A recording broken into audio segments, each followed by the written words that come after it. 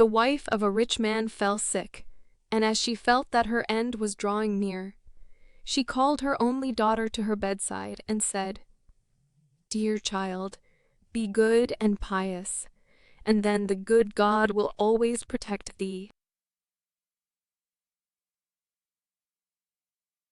Thereupon she closed her eyes and departed. Every day the maiden went out to her mother's grave and wept, and she remained pious and good. When winter came, the snow spread a white sheet over the grave, and when the spring sun had drawn it off again, the man had taken another wife. The woman had brought 2 daughters into the house with her, who were beautiful and fair of face, but vile and black of heart. Now began a bad time for the poor stepchild. "Is the stupid goose to sit in the parlor with us?" said they. "He who wants to eat bread must earn it. Out with the kitchen wench." They took her pretty clothes away from her, put an old gray bedgown on her, and gave her wooden shoes. "Just look at the proud princess, how decked out she is." They cried and laughed and led her into the kitchen. There she had to do hard work from morning till night. Get up before daybreak, carry water, light fires, cook and wash. Besides this, the sisters did her every imaginable injury. They mocked her, and emptied her peas and lentils into the ashes, so that she was forced to sit and pick them out again. In the evening, when she had worked till she was weary, she had no bed to go to, but had to sleep by the fireside in the ashes. And as on that account she always looked dusty and dirty, they called her Cinderella. It happened that the father was once going to the fair, and he asked his 2 stepdaughters what he should bring back for them. "Beautiful dresses," said one. "Pearls and jewels," said the second. "And thou, Cinderella," said he, "what wilt thou have?" "Father, break off for me the first branch which knocks against your hat on your way home." So he bought beautiful dresses, pearls, and jewels for his 2 stepdaughters, and on his way home, as he was riding through a green thicket, a hazel twig brushed against him and knocked off his hat. Then he broke off the branch and took it with him. When he reached home, he gave his stepdaughters the things which they had wished for, and to Cinderella he gave the branch from the hazel bush. Cinderella thanked him, went to her mother's grave and planted the branch on it, and wept so much that the tears fell down on it and watered it. And it grew, however, and became a handsome tree. Thrice a day Cinderella went and sat beneath it, and wept and prayed. And a little white bird always came on the tree. And if Cinderella expressed a wish, the bird threw down to her what she had wished for. It happened, however, that the king appointed a festival, which was to last 3 days, and to which all the beautiful young girls in the country were invited, in order that his son might choose himself a bride. When the 2 stepsisters heard that they too were to appear among the number, they were delighted, called Cinderella, and said, "Comb our hair for us, brush our shoes, and fasten our buckles, for we are going to the festival at the king's palace." Cinderella obeyed, but wept, because she too would have liked to go with them to the dance, and begged her stepmother to allow her to do so. "Thou go, Cinderella," said she. "Thou art dusty and dirty, and wouldst go to the festival? Thou hast no clothes and shoes, and yet wouldst dance." As, however, Cinderella went on asking, the stepmother at last said, "I have emptied a dish of lentils into the ashes for thee."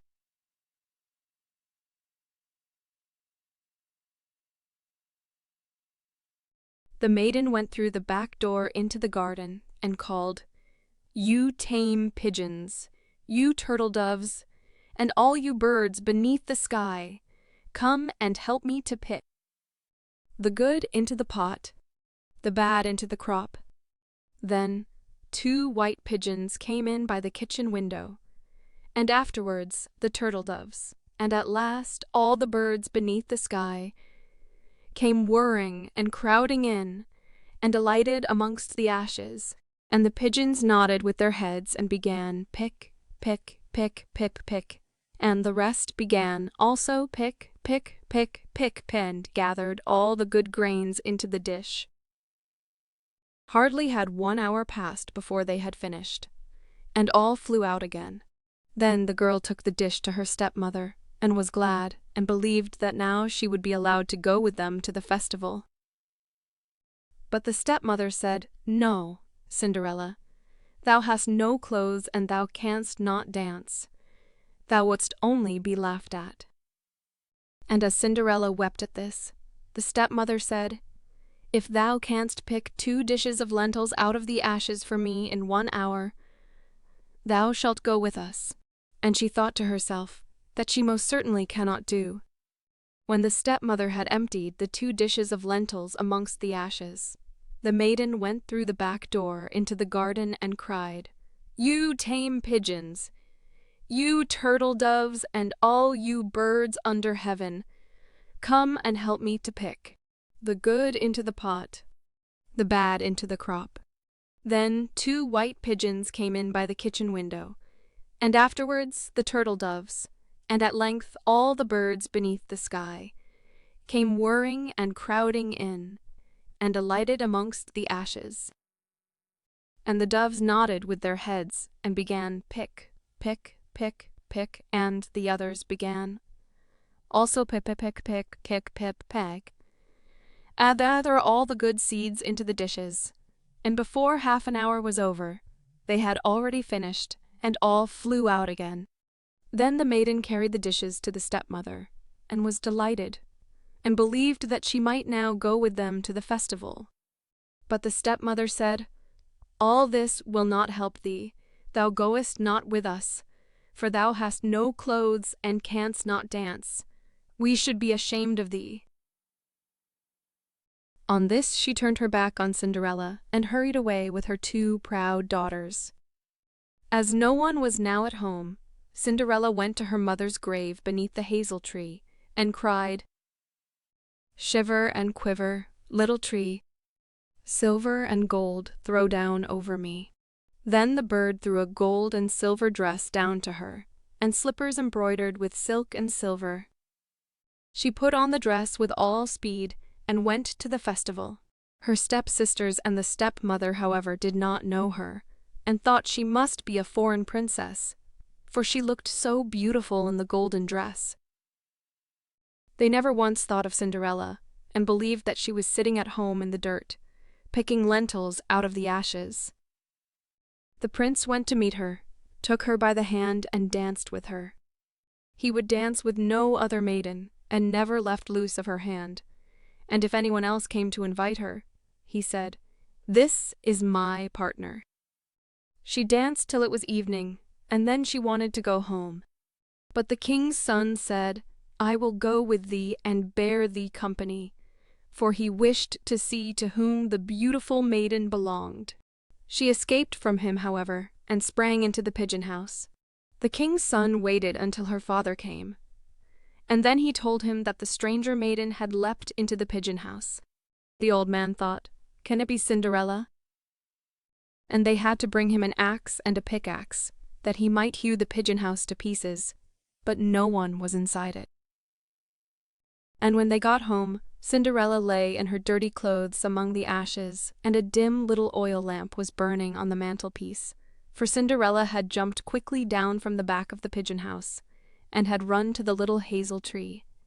And there she had taken off her beautiful clothes and laid them on the grave, and the bird had taken them away again, and then she had placed herself in the kitchen amongst the ashes in her grey gown.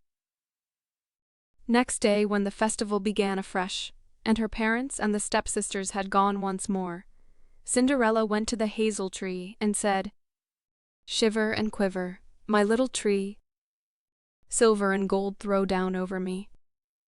Then the bird threw down a much more beautiful dress than on the preceding day, and when Cinderella appeared at the festival in this dress, everyone was astonished at her beauty. The king's son had waited until she came, and instantly took her by the hand and danced with no one but her. When others came and invited her, he said, "She is my partner." When evening came, she wished to leave, and the king's son followed her and wanted to see into which house she went. But she sprang away from him and into the garden behind the house. Therein stood a beautiful tall tree on which hung the most magnificent pears. She clambered so nimbly between the branches like a squirrel that the king's son did not know where she was gone. He waited until her father came and said to him, "The stranger maiden has escaped from me, and I believe she has climbed up the pear tree." The father thought, "Can it be Cinderella?" and had an axe brought and cut the tree down, but no one was on it. And when they got into the kitchen, Cinderella lay there amongst the ashes, as usual, for she had jumped down on the other side of the tree, had taken the beautiful dress to the bird on the little hazel tree, and put on her grey gown. On the third day, when the parents and sisters had gone away, Cinderella went once more to her mother's grave and said to the little tree, "Shiver and quiver, my little tree. Silver and gold throw down over me." And now the bird threw down to her a dress, which was more splendid and magnificent than any she had yet had, and the slippers were golden. And when she went to the festival in the dress, no one knew how to speak for astonishment. The king's son danced with her only, and if anyone invited her to dance, he said, "She is my partner." When evening came, Cinderella wished to leave, and the king's son was anxious to go with her. But she escaped from him so quickly that he could not follow her. The king's son had, however, used a stratagem, and had caused the whole staircase to be smeared with pitch, and there, when she ran down, had the maiden's left slipper remained sticking. The king's son picked it up, and it was small and dainty, and all golden. Next morning, he went with it to the father, and said to him, "No one shall be my wife, but she whose foot this golden slipper fits." Then were the two sisters glad, for they had pretty feet. The eldest went with the shoe into her room, and wanted to try it on, and her mother stood by. But she could not get her big toe into it, and the shoe was too small for her. Then her mother gave her a knife, and said, "Cut the toe off. When thou art queen, thou wilt have no more need to go on foot." The maiden cut the toe off, forced the foot into the shoe, swallowed the pain, and went out to the king's son. Then he took her on his horse as his bride and rode away with her. They were, however, obliged to pass the grave, and there, on the hazel tree, sat the two pigeons and cried, "Turn and peep, turn and peep. There's blood within the shoe. The shoe it is too small for her. The true bride waits for you." Then he looked at her foot and saw how the blood was streaming from it. He turned his horse around and took the false bride home again, and said she was not the true one, and that the other sister was to put the shoe on. Then this one went into her chamber and got her toes safely into the shoe, but her heel was too large. So her mother gave her a knife and said, "Cut a bit off thy heel. When thou art queen thou wilt have no more need to go on foot." The maiden cut a bit off her heel, forced her foot into the shoe, swallowed the pain, and went out to the king's son. He took her on his horse as his bride and rode away with her. But when they passed by the hazel tree, two little pigeons sat on it and cried, "Turn and peep, turn and peep. There's blood within the shoe. The shoe it is too small for her. The true bride waits for you." He looked down at her foot and saw how the blood was running out of her shoe, and how it had stained her white stocking. Then he turned his horse and took the false bride home again. "This also is not the right one," said he. "Have you no other daughter?" "No," said the man. "There is still a little stunted kitchen wench which my late wife left behind her, but she cannot possibly be the bride." The king's son said he was to send her up to him, But the mother answered, "Oh, no. She is much too dirty. She cannot show herself." He absolutely insisted on it, and Cinderella had to be called. She first washed her hands and face clean, and then went and bowed down before the king's son, who gave her the golden shoe.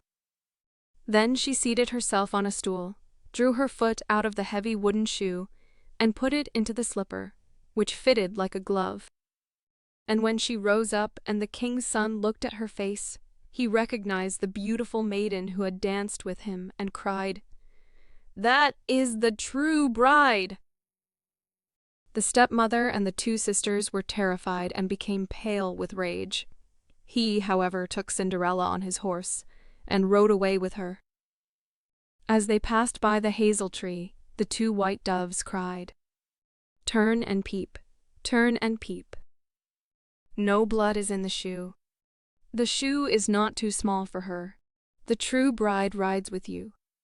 And when they had cried that, the two came flying down and placed themselves on Cinderella's shoulders, one on the right, the other on the left, and remained sitting there. When the wedding with the king's son had to be celebrated, the two false sisters came and wanted to get into favor with Cinderella and share her good fortune. When the betrothed couple went to church, the elder was at the right side and the younger at the left, and the pigeons pecked out one eye of each of them. Afterwards, as they came back, the elder was at the left and the younger at the right, and then the pigeons pecked out the other eye of each. And thus, for their wickedness and falsehood, they were punished with blindness as long as they lived.